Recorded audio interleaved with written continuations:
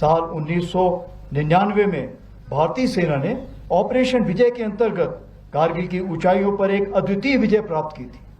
उस युद्ध में भारतीय सेना ने ऊंची पहाड़ियों पर बैठे पाकिस्तान सैनिकों और घुसपैठियों को खदेड़कर हमारी सीमा से बाहर कर दिया था और तिरंगे को इन बर्फीली चोटियों पर फहराया था। यह वह क्षण था जब भारत ने स्पष्ट कर दिया कि उसकी सीमाओं के भीतर किसी भी नापाक इरादे को सफलता नहीं मिलेगी। भारत की एकता और अखंडता पर कोई आंच नहीं आने दी जाएगी। इसी परंपरा को आगे बढ़ाते हुए ऑपरेशन सिंदूर के दौरान भी भारतीय सेना ने उसी अदम्य साहस और दृढ़ संकल्प के साथ पाकिस्तान समर्थित टेररिस्ट इंफ्रास्ट्रक्चर को निशाना बनाया और पाकिस्तान की अन्य आक्रामक कार्रवाइयों को प्रभावशाली ढंग से विफल करते हुए एक निर्णायक जीत हासिल की। हमने शांति को अवसर दिया, पर उसने कायरता की कार्रवाई की और उसका उत्तर केवल हमने पराक्रम से दिया। ऑपरेशन सिंदूर हमारा संकल्प, संदेश भी और उत्तर भी। पहलगाम में हुई कायरतापूर्ण आतंकी हमला पूरे देश के लिए गहरी चोट था, लेकिन इस बार भारत ने सिर्फ शोक नहीं जताया, बल्कि ठान लिया कि अब जवाब निर्णायक होगा। देशवासियों का अटूट विश्वास और सरकार द्वारा दी गई रणनीतिक स्वतंत्रता से भारतीय सेना ने एक सुनियोजित, सटीक और निर्णायक जवाब दिया। भारतीय सेना ने 6 और 7 मई की रात को पाकिस्तान और पाकिस्तान ऑक्यूपाइड जम्मू एंड कश्मीर में 9 हाई वैल्यू आतंकवादी ठिकानों को निशाना बनाया, बिना किसी मासूम नागरिक को हानि पहुंचाए हुए। यह केवल जवाब नहीं था, यह स्पष्ट संदेश था कि आतंकवाद को सहारा देने वाले अब नहीं बचेंगे। 7 से 9 मई को पाकिस्तान द्वारा की गई सैन्य कार्रवाई पर भारतीय सेना ने नपातुला और सटीक जवाब दिया। हमारी आर्मी एयर डिफेंस एक अजय दीवार बनकर सामने खड़ी रही, जिसे कोई ड्रोन या मिसाइल भेद नहीं सका। यह सब होल ऑफ नेशन अप्रोच के अंतर हुआ, जहां थल सेना, वायु सेना, नौसेना और अन्य सरकारी और प्राइवेट डिपार्टमेंट्स सब एक साथ मिलकर खड़े हुए, जिसमें एनजीओ भी शामिल थे। जो भी शक्तियां भारत की संप्रभुता, अखंडता या जनता को क्षति पहुंचाने की योजना बना रही हैं, उन्हें करारा जवाब दिया जाएगा और आगे भी दिया जाएगा। यही भारत देश का न्यू नॉर्मल है।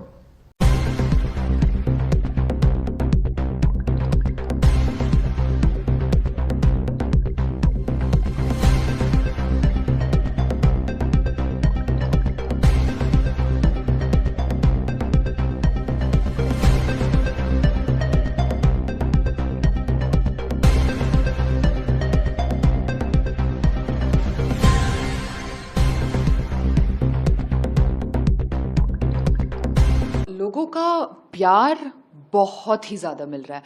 मतलब फर्स्ट फिल्म में मैंने खुद ने ये एक्सपेक्ट नहीं किया था। मेरे माइंड में ऐसा चल रहा था दैट ओके, मुझे मेरी पहली फिल्म मिल गई है एंड मेरा सपना पूरा हो गया है। बट उसके साथ साथ मुझे लोगों से इतना प्यार मिल रहा है, इतना मोटिवेशन मिल रहा है दैट आई थिंक मेरा अचीवमेंट, मुझे बस लग रहा है that I have achieved so much in just my first film. तो वो बहुत बहुत अच्छी फीलिंग है। तो नहीं है ऐसा आपको भी बोला सर? बहुत, मुझे मतलब मेरे अभिषेक सर जो हमारे राइटर है, मुझे बहुत लोगों के डीएम्स मैसेजेस आए हैं that we actually thought you were autistic and I think that's a very big compliment for an actor कि जो रोल मैंने किया है अगर लोगों को उतना बिलीव हुआ है, I think that's a very big achievement in itself. So मुझे बहुत लोगों ने कहा है like to how to answer your question. As a actor कितना फर्क पड़ता है? आपके साथ एक फिल्म रिलीज हुई सैयारा, वो बॉक्स ऑफिस पे इतना बड़ा सुनामी आती है, आपकी फिल्म बॉक्स ऑफिस पे इतना परफॉर्म नहीं कर रही है अच्छा, बट आपको एज ए एक्टर कैसी फीलिंग आती है इस बात के साथ? सर, मैं हमेशा से एक एक्टर बनना चाहती थी। जो उसके बाय प्रोडक्ट्स है, जैसे आप बॉक्स ऑफिस बोल रहे हो, जैसे बहुत सी चीज़ें आती है, मेरा कभी उन सब चीज़ों पे ऑनेस्टली ध्यान नहीं गया, क्योंकि मैं एक्टर बनने में ही उतनी फोकस थी कि मुझे एक्ट करना है, कि मुझे कैमरे के सामने अलग अलग रोल्स करने हैं। तो I don't think so, but I am happy with the kind of praises and compliments and blessings I think जो मैं जब स्क्रीनिंग्स पे जा रही हूँ, जो लोगों के मुझे मैसेजेस आ रहे हैं, जब पेरेंट्स हक कर रहे हैं, बच्चे आके जब हक कर रहे हैं एंड वो बोल रहे thank you, parents are saying thank you. मुझे अभी भी याद है, अभी 2 दिन पहले हम लोग जब एक स्क्रीनिंग पे गए थे, एक पेरेंट आए, उन्होंने बोला that this is the first film me and my son have watched together. I think that's the biggest reward. And I think ये सब चीज़ें कि मुझे personally I knew that cinema has impacted me as a person in my life, but मुझे ये नहीं पता था that cinema is such a big medium कि लोगों तक अगर आपको कुछ पहुंचाना है, कुछ फील करवाना है, तो it's cinema. So I think that's the biggest reward कि लोगों को इतना पसंद आ रहा है काम, इतना हार्टफेल लग रहा है, पेरेंट्स आके इतना they get emotional. I think that's the biggest reward and उससे आगे मेरा आई थिंक दिमाग जा नहीं रहा है। And I am just happy and in fact I am happy for them also because even they are debutantes, so big congratulations to them. राजनीति में सबसे बड़ी प्रॉब्लम पता है क्या होती है? क्या होती है? हाँ, नहीं, नरेंद्र मोदी कोई बड़ी प्रॉब्लम नहीं है।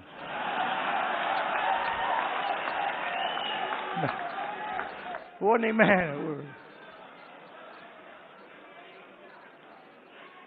आपको बता रहा हूं, ये आपने अपने सिर पे चढ़ा रखा है, कोई प्रॉब्लम नहीं। ये जो मीडिया वाले हैं, इन्होंने बना रखा है, इसका गुब्बारा बनाया, कोई प्रॉब्लम नहीं।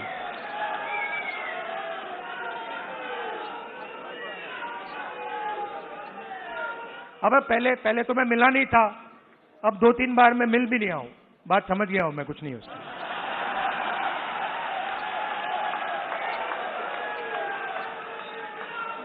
शो, पूरा शो है, दम नहीं है, बता रहा हूं। आप लोग मिले नहीं हो, मैं मिला हूं, बैठा हूं कमरे में। देखो, आज देश नमन कर रहा है ऐसे वीर पराक्रमी जिन्होंने अपना सर्वोच्च बलिदान देश के लिए किया। वह दिन देश याद कर रहा है जब 6 मई 1999 को पाकिस्तान ने जो हिमाकत की थी और भारत के वीर जवानों ने उनको नेस्तनाबूद किया। और आज 26 तारीख, ये कारगिल विजय दिवस, जहां हम कारगिल विजय की दिवस मना रहे हैं और दूसरी ओर उन बहादुर सैनिकों को सैल्यूट कर रहे हैं। और अब वह दिन आपने देखा कि चाहे सर्जिकल स्ट्राइक हो, एयर स्ट्राइक हो, अब ऑपरेशन सिंदूर, भारतीय सेना किसी से कम नहीं। और ऑपरेशन सिंदूर में तो दुनिया हतप्रभ कि भारतीय सेना ने मात्र कुछ मिनटों के अंदर ही पाकिस्तान के इरादों को नेस्तनाबूद कर दिया और भारत के इंडिजिनस अस्त्र शस्त्रों से। इसीलिए भारत हतप्रभ है, इसीलिए दुनिया हतप्रभ है। भारत के इस जाबाज जो जवानों ने एक करतब दिखाया, मैं सैल्यूट करना चाहता हूं। और आज के दिन जो हजारों किलोमीटर की सरहद पर जो सैनिक मां भारती की सेवा कर रहे हैं, हमारे प्यारे न्यारे तिरंगे की रक्षा, उनको मैं सैल्यूट करना चाहूंगा, क्योंकि आज का दिन बहुत अहम है। आज 26 साल हो गए कारगिल विजय के, और इस विजय पर उन सभी जिन्होंने अपना सर्वोच्च न्यौछावर किया है, उनको मेरा नमन है। Rahul Gandhi ji said that elections are stolen in India, and he said that Congress has now evidence of manipulation done in the Lok Sabha elections in Karnataka. So what are your views on this? See, I have made it yesterday also very clear. We have made a research in Karnataka. In many booths, especially in the urban sector also, we have identified that there were votes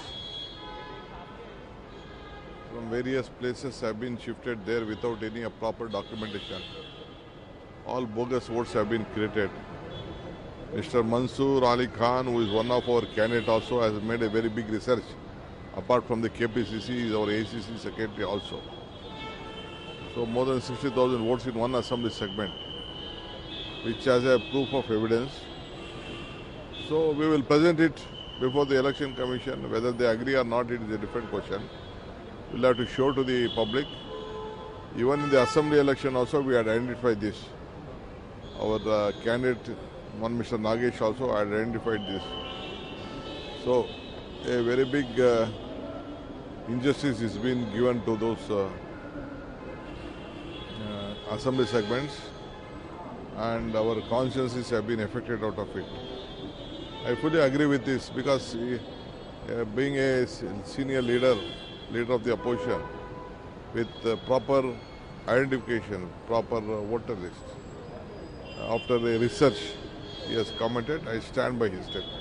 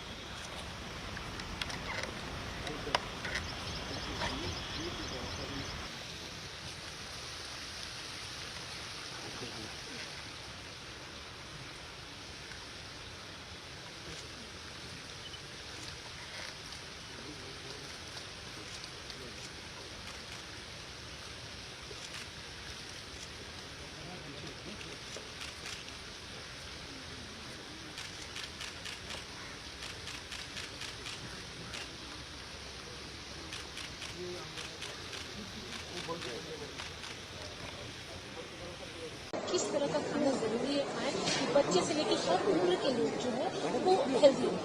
बहुत बहुत अच्छा सवाल है कि कैसा खाना खाएं जो लोग हेल्दी रहें। तो 4 चीजें बोलूंगा।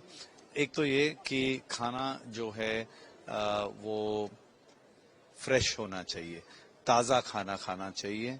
दूसरा, सीजन की जो चीजें हैं वो खानी चाहिए। और तीसरी चीज जो है लोकल खाना खाना चाहिए, जो आपके यहाँ पे उगता है वो खाना चाहिए। और चौथी चीज घर में बना हुआ खाना खाना चाहिए। तो फ्रेश, सीजनल, लोकल, होममेड, ये 4 चीजें अगर आप फॉलो कर लेंगे, हर उम्र के लोग, गारंटेड है सेहत अच्छी रहेगी। उसके साथ साथ, ये तो हो गई खाने की बात, उसके साथ साथ फिजिकल एक्टिविटी। ऐसे नहीं जिम में जाने की बात नहीं कर रहा, लेकिन थोड़ा चलें फिरें, लिफ्ट का इंतजार मत करें, जरा सी जगह के लिए कुछ ऐसे नहीं, थोड़ा सा फिजिकल एक्टिविटी। और अच्छे से सोएं, सोने को अंडर एस्टिमेट मत करें, नींद पूरी करें, नींद में कटौती ना करें। रेडी टू ईट जो अभी निकला हुआ है, ज्यादातर लोग इसे इस्तेमाल भी करते हैं कि ये जल्दी से बन जाएगा, इसके लिए क्या? देखिए, मैंने फिर कहता हूं कि जितना फ्रेश खाना होगा, जितना लोकल होगा, जितना सीजनल होगा, वो बेस्ट है। जितनी जो खाने की चीजें, जितनी उसकी अगर पैकेट में अगर है, और पैकेट में इंग्रेडिएंट्स में अगर बहुत ज्यादा इंग्रेडिएंट्स लिखे हुए हैं और ऐसे इंग्रेडिएंट लिखे हुए हैं जो आपको समझ नहीं आ रहे, तो वो ना खाएं। अगर वो पैकेट केमिस्ट्री लैब जैसा पढ़ने में लग रहा है, तो वो बिल्कुल ना खाएं। और ये घबराए हुए हैं, इसीलिए वोटर लिस्ट में हेराफेरी कर रहे हैं। ये जो SIR है, रिवीजन जो हो रहा है वोटर लिस्ट का, आप बताइए 8 करोड़ वोट, यानी पूरी वोटर लिस्ट बिहार की नई बन रही है। आजादी के बाद पहली बार ऐसा हो रहा है। और आधार ऐसा है, ये बीजेपी के पास कोई मशीन है, ये आधार तुरंत बना देते हैं 5 मिनट में। ये बीजेपी वालों में कोई मशीन है कि वोट जिस दिन पड़ता है उस दिन मशीन से ये आधार कार्ड बना लेते हैं, वोटर ID बनवा लेते हैं। आप सब जानते हो, गुरसाई जो बनाए थे, बताओ 5000 इन्होंने आधार कार्ड बनाए। एक मशीन है इनके पास, भारतीय जनता पार्टी के पास एक फर्जी मशीन रखे हुए हैं। हम लोगों ने भी पता किया है, हम लोगों ने पता कर लिया वो मशीन कहाँ मिलती है। तो इस बार चुनाव में हम लोग भी वही भारतीय जनता पार्टी वाली मशीन खरीद के रखेंगे हर बूथ पर, और मशीन ऐसी होगी जो आधार भी बना देगी और वोटर आईडी भी बना देगी। ये हम नहीं कर रहे हैं, ये भाजपाइयों से हमने सीखा है। तो इसलिए हमारी एक सलाह है कि जिस तरीके से अमेरिका की बहुत मानते हैं भारतीय जनता पार्टी के लोग, अब इंग्लैंड की भी मानने लगेंगे जब से ये बाजार खुल गया है। अब तो पता है चीजें सस्ती हो गई। क्या सस्ती हुई? विस्की। कौन सी वाली?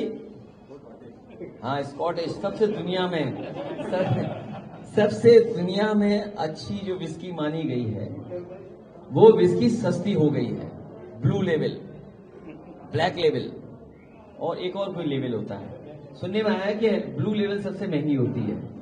तो अब भारतीय जनता पार्टी के लोगों को हम धन्यवाद देंगे कि उन्होंने ब्लू लेवल विस्की सस्ती कर दी है देश में। उनको बहुत बहुत धन्यवाद। ये चाहते हैं कि बीजेपी वाले खुद भी पिएंगे और को भी पिलाएंगे। आपने कहा, अरे रुक जाओ भाई।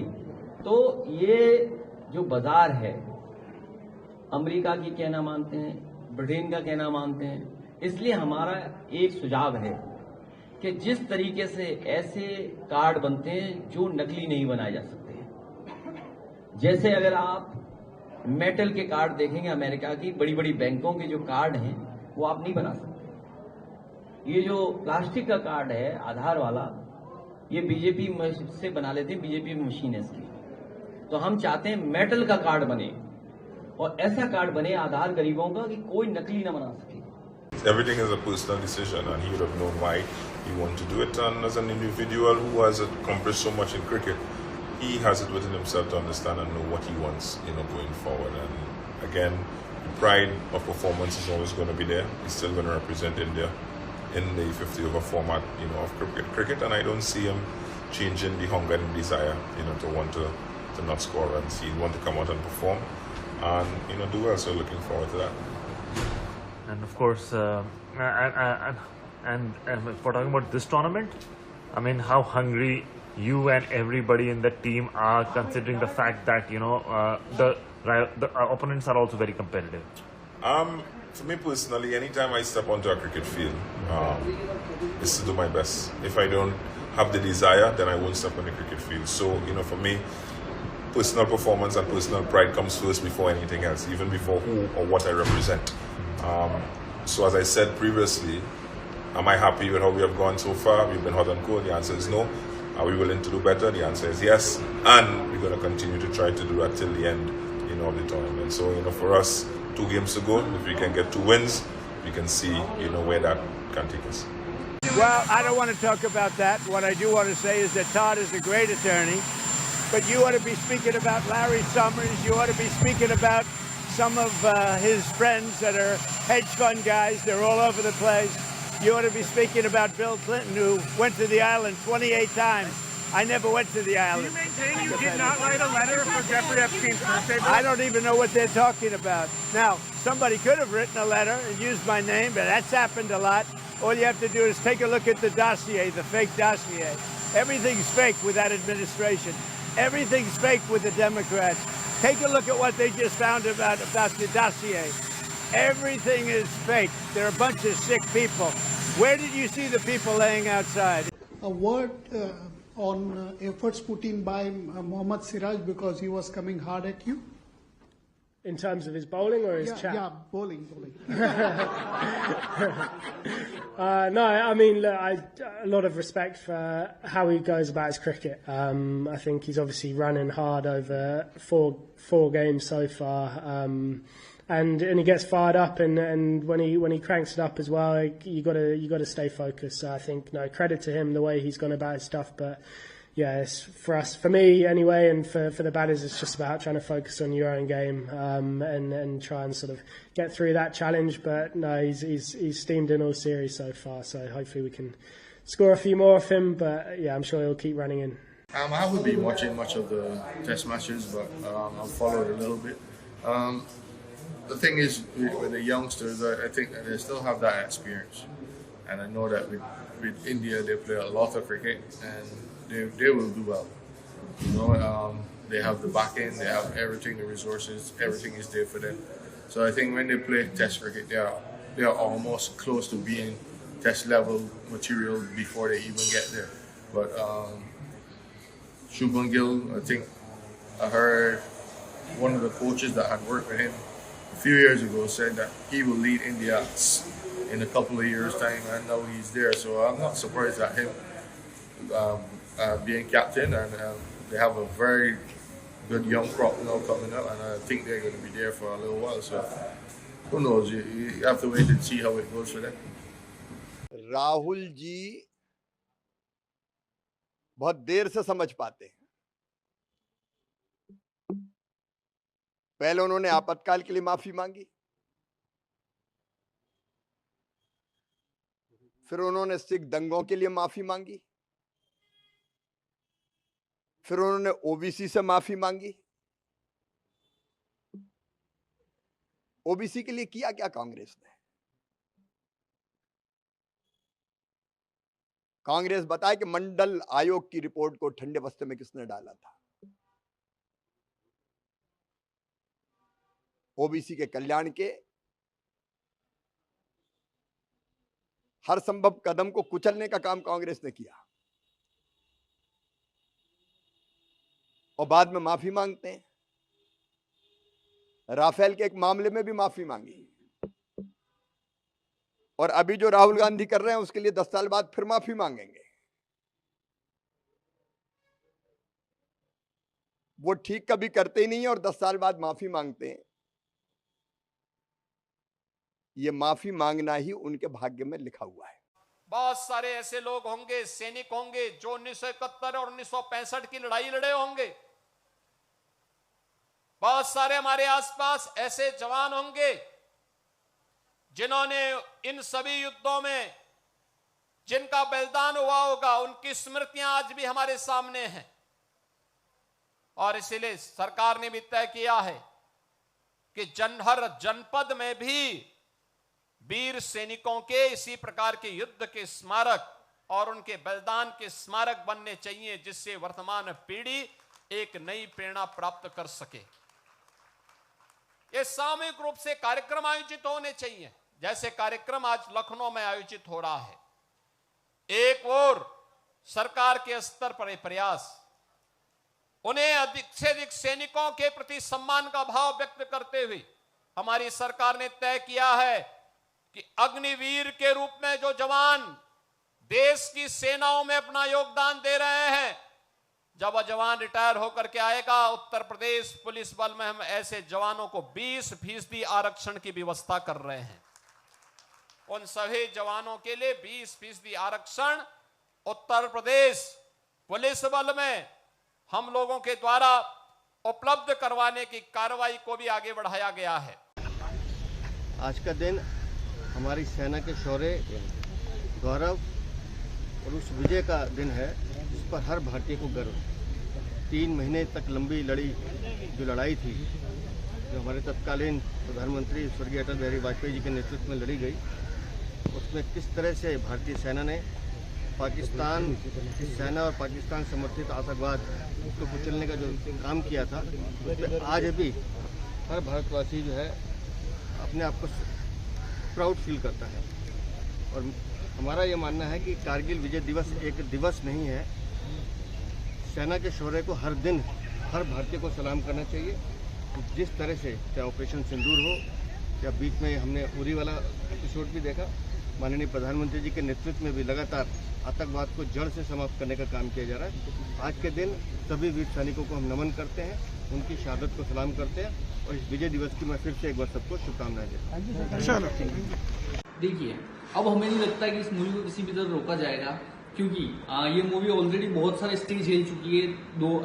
ये स्टे पहले 11 से बढ़कर 16 तक हुआ, उसके बाद और आगे बढ़ा 21 तक हुआ, देन वो 25 तक आज तक रहा, उसके बाद आज उसको रिवोक किया गया है। तो हमें नहीं लगता कि इसको हाई कोर्ट भी आगे बढ़ाएगा, क्योंकि पूरा देश जानता है कि ये मूवी किसी धर्म के खिलाफ नहीं है, किसी समुदाय के खिलाफ नहीं है, बल्कि सेंटर की कमेटी ने भी वो जजमेंट दे दिया है कि मूवी किसी भी तरीके से किसी भी धार्मिक भावनाओं को आहत नहीं करती। सुप्रीम कोर्ट ने भी ये बोल दिया है। तो अब मुझे नहीं लगता कि हाई कोर्ट उसको रोकेगा और हमारी जो मूवी है वो 8 अगस्त को ही रिलीज हो रही है, जिससे कि आज उसका पोस्टर रिलीज हो चुका है 8 अगस्त के लिए। क्या आप कुछ मूवी के आंसर है कि लोग उसे देखें? देखिए मूवी, क्या कुछ मूवी ऐसा है जिसमें लोग देखने आए? देखिए मूवी में वही सब कुछ है जो कि 28 जून 2022 को मेरे पिताजी के साथ हुआ था। किस तरीके से उनको इन जिहादियों ने, आतंकवादियों ने मेरे पिताजी को पाकिस्तान से जुड़कर मार दिया था। उनके लिए पूरा क्या साजिश रची थी। इन्होंने पाकिस्तान से एक चैन बनाई थी जिसमें टोटल 9 लोग पकड़े गए, ठीक है, जिसमें से 2 की जमानत हो चुकी है। 2 पाकिस्तानी हैं, अबू इब्राहिम और सलमान। ये 2 लोग जो नहीं पकड़े गए ये पाकिस्तान के हैं। तो साफ है, एनआईए की चार्जशीट भी बोलती है कि इसमें पूरा आतंकवादी लिंक साबित हुए थे। वही सब कुछ इस मूवी में भी दिखाया गया है। माननीय सर्वोच्च न्यायालय ने वही कहा है जिसकी उम्मीद थी और जो मतलब न्याय सम्मत था। उन्होंने कहा कि जब केंद्र सरकार का निर्णय आ गया, केंद्र सरकार के निर्णय आने तक ही रोक थी फिल्म पे, तो अब स्टे का कोई मायने नहीं है, स्टे नहीं लगाया जाना चाहिए। फिर भी अगर किसी को आपत्ति है तो वो वहीं जाके जहाँ से स्टे हुआ था होनेबल दिल्ली हाई कोर्ट में अपना पक्ष रख सकता है, अपनी दलील दे सकता है। तो वो हाई कोर्ट चले गए हैं और हम सुप्रीम कोर्ट के जो स्टे ना लगाने का फैसला उसका स्वागत कर रहे हैं। भरत जी, बहुत सारे लोगों की उम्मीदें जुड़ी होती हैं जब फिल्म बनती है, बहुत बड़ी टीम उसके साथ एसोसिएट होती है, सब लोग इंतजार कर रहे होंगे कि फिल्म कब रिलीज होगी। तो इस पूरी सिचुएशन से आपका क्या टेक है, आप क्या कहना चाहेंगे उस सारे एपिसोड के बारे में? देखिए, हम तो फिल्म बनाने के बाद हम लोग को चाहते थे कि 11 जुलाई को जो है फिल्म सिनेमाघरों में आए, लेकिन कुछ जो है उलझने आई और जो कि कोर्ट से लेके आप देखिए सुप्रीम कोर्ट तक की बात हुई। कहीं ना कहीं अब जाके रिलीफ मिल रहा है कि हाँ, हम 8 अगस्त को जो है 8 अगस्त को फिल्म रिलीज कर पाएंगे। और कहना चाहता हूँ कि चैनल के माध्यम से कि always like truth always wins and truth stands tall. Movie में कट्स के बारे में क्या कहना चाहिए? कुछ कट्स हुए हैं मूवी में? मूवी में कट्स पहले सीबीएफसी ने दिए थे, तो हमने सरकार के फैसले का स्वागत करते हुए जो उन्होंने कहा, चूंकि वो संवैधानिक संस्था है भारत सरकार की, हमने वो मान लिया। उसके बाद जब मौलाना मदनी की अपील हुई तो उन्होंने कहा कि एक बार वो किया जाए, समीक्षा की जाए, इसकी रिवीजन में गई। जब केंद्र सरकार के पास सूचना प्रसारण मंत्रालय ने हमें 6 सजेशंस दिए, वो 6 सजेशंस हमने मान लिए। हम भारत सरकार की संवैधानिक संस्था का स्वागत करते हैं, सम्मान करते हैं। उन्होंने जो कहा हमने उसके विरुद्ध अपील भी नहीं की। हम वो लोग नहीं है कि अफजल हम शर्मिंदा हैं, तेरे कातिल जिंदा है, क्योंकि कातिल तो सुप्रीम कोर्ट के जज हुए क्योंकि उन्होंने फांसी दी थी। हमारी विचारधारा वो नहीं है। हम इस देश के साथ हैं, सरकार के साथ हैं, संविधान के साथ हैं। भरत जी, क्या कहना चाहेंगे अपने ऑडियंस को, क्या मैसेज देना चाहेंगे इस मूवी के बारे में? देखिए, इस मूवी के बारे में ये मैसेज देना चाहता हूँ पूरे देश को कि ये किसी विशेष वर्ग का फिल्म नहीं है, पूरे देश के लिए फिल्म है। ये कन्हैयालाल साहू की हत्या जिस प्रकार से हुई थी, हम उसको चाहते हैं कि लोगों तक वो सच सामने आए और लोग इसको एक सिनेमा के नज़र से देखें। और इसमें कोई भी धर्म के बारे में कुछ नहीं बोला गया है। ये कि एक पूरा ही एक फिल्म के तरीके से बनाया हुआ है और इसको आप देख के समझिए और जरूर 8 अगस्त को जो है इस फिल्म को देखने के लिए जाइए। जो तेलंगाना में डाटा इकट्ठा हुआ है कास्ट सेंसस के साथ में कि SC ST OBC इन्वेस्टर्स कितने हैं कॉर्पोरेट सेक्टर में, या ठेकेदारी कहा जाए, एजुकेशन का लेवल, नौकरियां कितनी घरों पे हैं, ये पूरा एक्सरे हुआ है वहाँ की समाज का। वही एक्सरे राहुल गांधी जी पूरे देश के लिए करना चाहते हैं। और राहुल गांधी जी की बात में दूरदर्शिता बहुत है। यानी अगर पिछड़ों को हम ऊपर लाते हैं या दलितों को ऊपर लाते हैं तो हमारी अर्थव्यवस्था बड़ी होगी, बाइंग पावर बढ़ेगी, क्रय शक्ति बढ़ेगी और जो समाज के अंदर असमानता है वह कम होगा। तो राहुल गांधी जी की बात को अगर OBC समझ गया तो चल पड़ा तो राहुल गांधी उनके लिए सेकंड अम्बेडकर सिद्ध होंगे। ये जो धर्मेंद्र प्रधान ने OBC का बेटा मोदी जी को कहा, शायद उन्हें नहीं पता इस बात का कि उस समय मोदी जी OBC में थे ही नहीं। जब 1990 में मंडल कमीशन की सिफारिश लागू करने की घोषणा करी और मंडल के विरोध में कमंडल यात्रा लेकर के चले थे अडवाणी जी, उसका सारा मैनेजमेंट किसके पास था? मोदी जी के पास था। तो जब पिछड़ों को मंडल दिया गया तो कमंडल के द्वारा काउंटर करने का काम बीजेपी ने किया था। 2006 में हायर एजुकेशन में ओबीसी के रिजर्वेशन मनमोहन सिंह की सरकार में दिया गया तो उसका भारी विरोध किया था, आरएसएस और बीजेपी ने विरोध किया था। तो इतिहास साक्षी है कि ओबीसी का वोट तो ले लेती ही बीजेपी, लेकिन जो भी थोड़ा बहुत किया या ज़्यादा किया, थोड़ा बहुत किया, उस पर नहीं जाता हूँ। कांग्रेस के समय में हुआ है, बीजेपी के समय में 11 साल से क्या हुआ? जब ओबीसी की प्रगति शुरू हुई, हिस्सेदारी शुरू हुई, चूँकि उनका मंडल कमीशन लागू ही बाद में हुआ, तो आपने नौकरियां बंद कर दी, आपने निजीकरण शुरू कर दिया, ठेकेदारी शुरू कर दिया, शिक्षा में भी शिक्षा का पूरा निजीकरण हो गया। तो ओबीसी की तो प्रगति को तो बीजेपी ने रोक दिया। तो राहुल गांधी जी की बात अगर ओबीसी मानता है तो मैं फिर से कह रहा हूँ कि राहुल गांधी ओबीसी के लिए सेकंड अंबेडकर सिद्ध होंगे। आज हम यहाँ पे पद यात्रा के लिए आए हुए हैं, जिसको लेकर हम अपने जो शहीदों को न भूले हुए उनकी याद में यहाँ आज हम पद यात्रा मनाने के लिए आए हुए हैं, क्योंकि हम इससे ये पैगाम देते हैं, इससे ये पैगाम मिलता है कि हम एक पद यात्रा के थ्रू भी हम अपने शहीदों को याद कर रहे हैं। तो कितना अच्छा लगा आज यहाँ आके? आज यहाँ आके बहुत अच्छा लगा और इंडियन आर्मी का बहुत बहुत शुक्रगुजार है कि ऐसे प्रोग्राम्स रखे ताकि हमारे जो जितने भी शहीद हैं उनको याद करते हुए, क्योंकि उसने हमारे देश के लिए अपनी जान कुर्बान की है। एक माँ का बेटा, एक माँ ने अपने बेटे को खोया है और एक बेटी ने अपने बाप को खोया है, तो ये एक मामूली सी बात नहीं है। तो इनकी याद में हम आज पद यात्रा मना रहे हैं। आपका मनपसंद चैनल न्यूज यूएनआई अब आ रहा है जियो टीवी पर भी। चैनल नंबर 3003, उसके साथ अब हम उपलब्ध हैं ओटीटी प्लेटफॉर्म्स पर, जैसे rock TV, ginger TV, play on TV, ईवावा, D2H live TV, world TV, Nexa G TV HD, TV HD1, googly TV, star on TV, FTV, solid TV box, cric star, रोज news, Chanakya world TV. इसके अलावा हम आपके साथ जुड़े रहेंगे social media pages पर, जो है हमारे Facebook UNI news Hindi, UNI news Bangla, उसके साथ लिंक्डइन और इंस्टाग्राम पर भी। यही नहीं, इसके अलावा हम आपके साथ जुड़े रहेंगे यूट्यूब के माध्यम से भी।